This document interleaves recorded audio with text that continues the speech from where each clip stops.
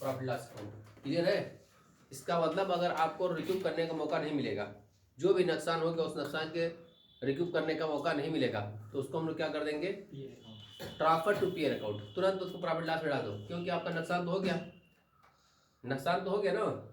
आपका मान के चलो ग्रेविटी कितनी थी, 2500 रुपया, मिनिमम रेट कितना था, 3000 रुपया।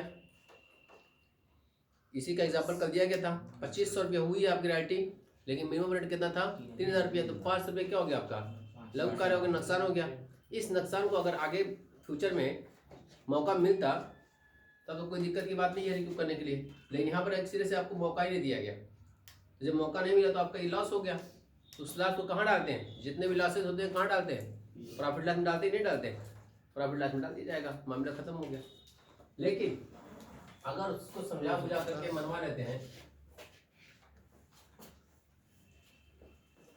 मालिक को समझा बुझा लिया, भाई देखो अभी तो शुरुआत में जब कोई काम चालू करता है तो अभी धीरे धीरे पकड़ बनानी पड़ती है, 1 आध साल 2 साल लगता है, 3 साल लगता है अपने आप को इस्टेब्लिश होने में, तो इसलिए हमको मौका दिया जाए। तो अगर वो सही मायने में कारोबारी आदमी होगा तो समझेगा इस बात को कि हाँ अभी तो बिजनेस को जमाने में 2-4 साल लग जाता है, ठीक है, तो शुरुआत के 1 आध 2 साल 3 साल 4 साल जो नुकसान हो गया उस नुकसान की भरपाई करने का मौका मिलेगा। सिर्फ 1 ही साल नहीं, हो सकता है कहते हैं कि शुरुआत के 2 भी आपके नुकसान होंगे, 2 साल 4 साल 5 साल, उस नुकसान को भरपाई करने का मौका मिलेगा। तो लिखा गया यहाँ पर स्टार्ट वर्किंग कैन बी रिक्यूब्ड, उसको रिक्यूब कर सकते हो, वसूल कर सकते हो। रिक्यूब करने का मतलब क्या है, वसूल करना, ठीक है ना। तो उसको रिक्यूब किया जा सकता है, वसूल किया जा सकता है। तो अब रिक्यूब करने के लिए भी उसके बारे में सोच विचार की जाएगी कि कब तक रिक्यूब कर सकते हैं, ये जो नुकसान हुआ है तो कब तक रिक्यूब कर सकते हैं, तो भी बाउंडेशन लगाएगा, बाउंडेशन लगा सकता है, कह सकता है कि ठीक है जो नुकसान हुआ है उस नुकसान को सिर्फ अब अगले 2 साल में रिक्यूब कर सकते हैं, अगले 2 साल में रिक्यूब कर सकते हैं, या ये करेगा शुरुआत के पट्टे के 5 साल के अंदर अंदर पूरा रिक्यूब कर लो, ठीक है ना, या पूरा टाइम रिक्यूब कर लो, कभी भी रिक्यूब कर लो, कोई दिक्कत की बात नहीं है। इसका मतलब हो जाएगा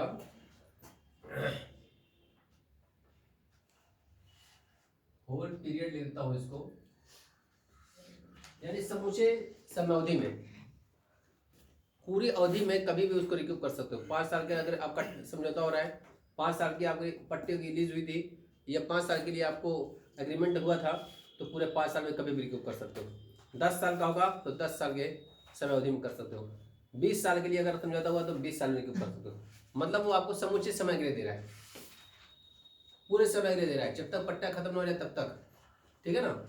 तो उसके लिए क्या करेंगे, अगर इस तरह का मौका देगा तो या तो कभी लिखेगा यहाँ पर नेक्स्ट 4 years, कुछ भी लिख सकता है, start working can be रिक्यूब्ड next 4 years,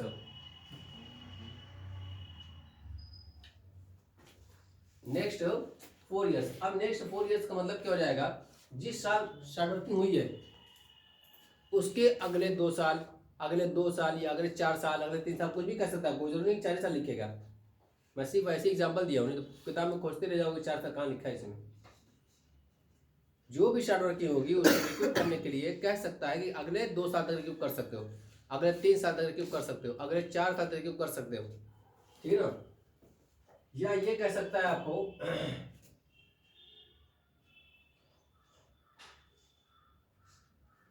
subsequent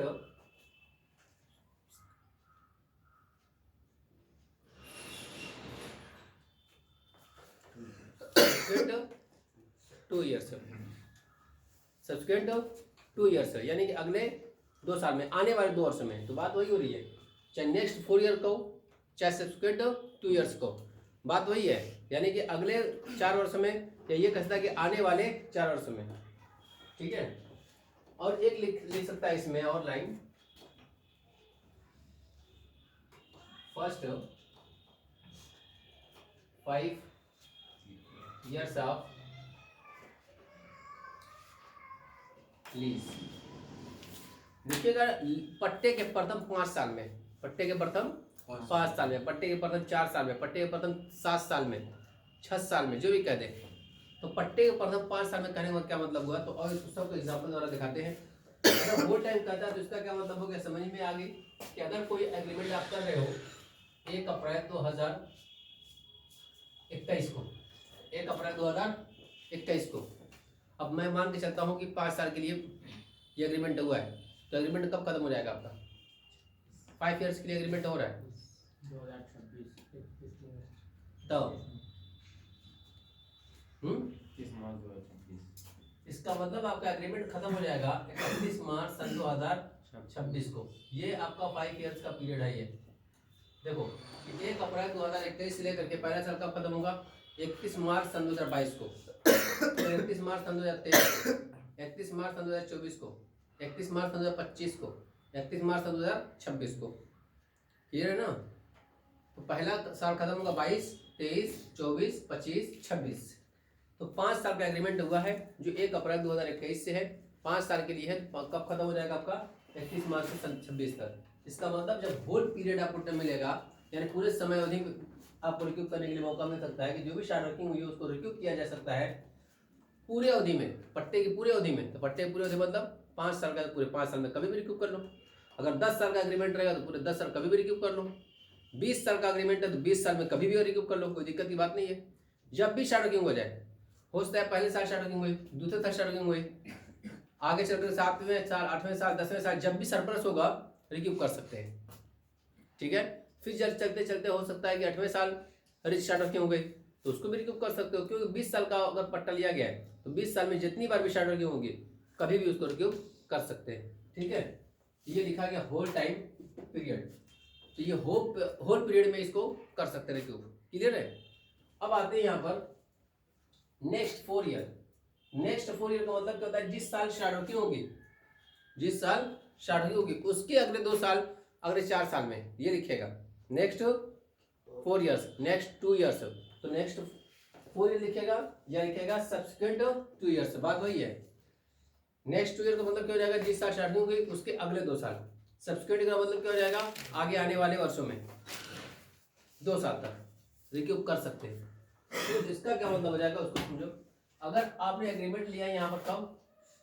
1/4/2021 को, इसको भी दिखा देता हूँ। 1/4/2021 से कब तक? 31 मार्च सन 2026 तक। यहाँ पर आपको अगर शार्ट वर्किंग हो गई है तो क्वेश्चन कर रहा है नेक्स्ट 4 ईयर में आपको उसको वसूल करने का अधिकार है। तो नेक्स्ट 4 ईयर कब खत्म हो जाएगा आपका? 1/4/2021 से 31 मार्च 2025। अब समझो इसको, उसी को समझाना है। अगर नेक्स्ट 4 ईयर लिख देगा तो इसका मतलब जिस साल शार्ट वर्किंग हुई है उस साल को छोड़ दो, यानी कि 21-22 में शार्ट वर्किंग हुई आपकी, किस साल शार्ट वर्किंग हो गई? 21-22 में शार्ट वर्किंग हो गई आपकी, तो उसके अगले 4 साल में पास में आ रही है जो लिखा है यहाँ पर नेक्स्ट 4 ईयर्स। नेक्स्ट 4 ईयर का मतलब ये नहीं कर रहे पट्टे के प्रथम 5 साल में या पूरे अवधि में। यहाँ पर क्या बता रहा है? नेक्स्ट 4 ईयर, यानी जिस साल शार्ट वर्किंग उसको नहीं, उसके अगले 4 सालों में। तो आपकी शार्ट वर्किंग मान के चलता हूँ पहले ही साल हो गई, पहले साल कौन सा सेशन चलेगा? 21 चलेगा। 1/4/2021 से 31 मार्च 2022, इसको हम लोग क्या बोलते हैं? सेशन को 21 और 22 बोलेंगे। 21-22, तो 21 बाद की जो शार्ट वर्किंग होगी उसको अगले 4 साल में रिक्यूब कर सकते हैं। इसका मतलब कब रिक्यूब कर सकते हैं? 22-23, 23-24, 24-25, 25-26, इन 4 सालों में कभी भी रिक्यूब कर सकते हो। समझ में आ रही है? इन 4 सालों में कभी भी रिक्यूब कर सकते हो। अगर वही वर्डिंग थोड़ा सा ये लिख दे सब्सिक्वेंट 2 ईयर्स, तब भी यही है आगे आने वाले वर्षों में। नेक्स्ट 2 ईयर लिखे चाहे सब्सिक्वेंट ईयर लिखे, बात वही है 2 ईयर। इसका मतलब यहाँ पर दिया जाएगा 1/4/2021, तो इसका मतलब यहाँ पर कब कब छुट्टी हो? 22-23, 23-24, 24-25, 25-26, ये हो गया आपका next 4 years. Next 4 years subsequent 2 years का भी मीनिंग वही है कि 1/4/2021 को आपने लिया, मैं मान के चलता हूँ कि आपकी जो शार्ट वर्किंग हुई है वो 21-22 साल में हो गई है। कब हुई है? इसी सेशन में हुई है आपकी 21 और 22 में। इसको सब्सिक्वेंट 2 ईयर्स में यानी आने वाले 2 वर्ष में, तो कब कब वसूल कर सकते हैं बताओ? 22-23, 23 और 24, बस ये हो जाएगा आपका 2 ईयर्स का। अब मैं मान के चलता हूँ कि 2022-23 में भी शार्ट वर्किंग हो गई, तो 22-23 की शार्ट वर्किंग कब रिक्यूब कर सकते हो? इसको भी अगर 2 साल में यानी 22-23 में अगर स्टार्टिंग हो गई उसको 23-24 और 24-25 यानी जिस साल स्टार्टिंग होगी उसके अगले 2 साल में मौका मिलेगा। क्लियर है ना? तो वर्ड लिखेगा कि starting can be रिक्यूब्ड subsequent 2 years या लिखेगा starting can be रिक्यूब्ड next 2 years. इसका मतलब क्या हो जाएगा? जिस साल स्टार्टिंग होगी उसके अगले साल। तो जब भी स्टार्टिंग होगी कोई जरूरी कि पहले ही साल हो, आजकल पहले साल भी हो सकती है, तीसरे साल भी हो सकती है। अगर तीसरे साल स्टार्टिंग हो गई तो आपको चौथा साल और 5वां साल 2 साल मौका मिलेगा। तो जब भी स्टार्टिंग हो जाए तो उस साल को छोड़ करके अगले 2 साल में या अगले 4 साल में जो भी क्वेश्चन लिखेगा उसके हिसाब से उसको रिक्यूब करने का राइट है, उसको वसूल करने का अधिकार है। क्लियर है? और आगे चलते हैं। अब फर्स्ट 5 इयर्स ऑफ लीज लिखेगा। इसका मतलब क्या हो जाएगा? फर्स्ट 5 इयर्स ऑफ लीज, पट्टे के प्रथम 5 साल में क्या लिखेगा हिंदी में? पट्टे के प्रथम 5 साल, पट्टे के प्रथम 4 साल या पट्टे के प्रथम 7 साल ऐसे लिखेगा वो। तो पट्टे के प्रथम 5 साल मतलब क्या हो जाएगा? जब से पट्टा चालू हुआ है उससे लेकर के 5 साल। तो अगर हमारा पट्टा चालू हुआ है, हमारी लीज चालू हुई है, पट्टा बोले तो एग्रीमेंट समझौता 5 साल के 10 साल के जो लिखा आता है, तो 1/4/2021 को चालू हुआ तो 1/4/2021 से लेकर के 5 साल कब हो जाएगा? 31 मार्च 2026 तक। ठीक है? तो अगर 20 साल का एग्रीमेंट हुआ होगा आपका तो पट्टे के प्रथम 5 साल क्या हो जाएंगे? आपका 1 अप्रैल से लेकर के 31 मार्च 2026 तक हो जाएगा। अगर 7 साल का आएगा तो क्या हो जाएगा? 27 और 28 बढ़ जाएगा तो। ठीक है ना? तो इसका मतलब कि 28 तक वसूल कर सकते हो। तो पट्टा कितने साल का है उसके ऊपर डिपेंड करता है। अगर 20 साल का पट्टा होगा तो जब तक रिक्यूब करने को कहेगा रिक्यूब कर लिया जाएगा। तो लिखेगा फर्स्ट 5 इयर्स ऑफ लीज, पट्टे के प्रथम 5 साल। तो पट्टे के प्रथम 5 साल का मतलब क्या हो जाएगा? जब से पट्टा लिया गया है प्रथम साल से लेकर के 5 साल तक, यानी पहले को भी मिला करके उसमें लिया जाएगा। तो लैंग्वेज समझनी होगी इसमें कि पट्टे के प्रथम 5 साल का मतलब क्या हुआ? इसका मतलब आपका एग्रीमेंट जो लिया गया था 1/4/2021 को और इसको पट्टे के प्रथम 5 साल का है, ये चलेगा आपका 31 मार्च 2026 तक। यानी कि जिस साल स्टार्टिंग को उसको भी उसमें इंक्लूड कर लिया गया है। ये नहीं कि उसके अगले 5 सालों में, उसके अगले 5 साल नहीं लिखा है, पट्टे के प्रथम 5 साल लिखा है। तो जब से पट्टा लिया गया होगा तब से लेकर के 5 साल तक, शुरुआत से लेकर 5 साल तक। इसका मतलब ये हो जाएगा कि जो भी आपकी स्टार्ट वर्किंग होगी 5 साल के अंदर अंदर, उस स्टार्ट वर्किंग को रिक्यूब करने के लिए आपको मौका मिल भी सकता है, नहीं मिल सकता है। फिर से देखो एक बार कि जो भी आपकी लॉस हो गया था जिसको हम लोग स्टार्ट वर्किंग के नाम से जानते हैं, उस लॉस को अगले वर्षों में कभी भी रिक्यूब करने का मौका मिल सकता है या तो नहीं मिल सकता है। अगर नहीं मिला तो तुरंत उसको ट्रांसफर टू पीएल अकाउंट कर दो, कर दिया गया। अब यहाँ पर आता है कि आपको मिल सकता है, होल टाइम में मिल सकता है, जितने साल के लिए अवधि है आपका मालिक कह सकता है ठीक है जाओ, जो भी आपका शुरुआत का नुकसान होगा उसको पट्टे के जब तक अवधि है ना अग्रीमेंट की तब तक पूरा कर सकते हो, कोई दिक्कत नहीं है। ठीक है, उसमें कर लेंगे। यहाँ पर अगर कह रहा है नेक्स्ट 4 इयर्स तो इसका मतलब जिस साल पट्टा लिया गया था उसके 4 साल नहीं, जिस साल स्टार्ट वर्किंग होगी उसके अगले 4 साल, जिस साल स्टार्ट वर्किंग होगी उसके अगले 4 साल, यानी लिखा यहाँ पर next 4 years of start working, of start working, यानी स्टार्ट वर्किंग जिस साल हुई है उसके अगले 4 साल लिख सकते हो। ठीक है, इसको भी ऐसे कर सकते हो subsequent 2 years of start working, क्या लिख सकते हैं इसमें? Subsequent 2 years of start working, यानी कि अगले 2 सालों में, किस साल? जिस साल स्टार्ट वर्किंग होगी उसके अगले 2 साल, तो जिस साल स्टार्ट वर्किंग हो तो छोड़ दो, उससे अगले 2 साल में या अगले 4 साल में ले सकते हो। और यहाँ पर लिखेगा तो क्या कहते हैं इसमें फर्स्ट 5 इयर्स ऑफ लीज, पट्टे के प्रथम 5 साल में। तो पट्टे के प्रथम 5 साल में का मतलब क्या हो जाएगा? कुल 5 साल के अंदर स्टार्ट वर्किंग भी होगी, उसी में रिक्यूब भी करना है कुल 5 साल में।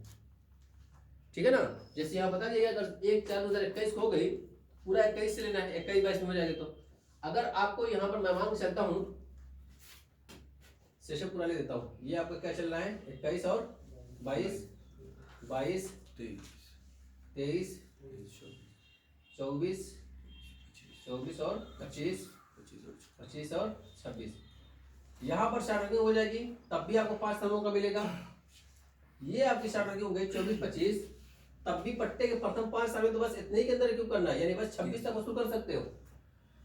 जो 25 में हो गई उसको भी, अगर 25 में भी हो गई तब भी उसको कब तक? पट्टे के प्रथम 5 साल, यानी बस इसी के अंदर रिक्यूब कर लो, इसी 26 के अंदर रिक्यूब करना है। अब अगर रिक्यूब नहीं कर पाते तो क्या करोगे इन सारे केसेस में?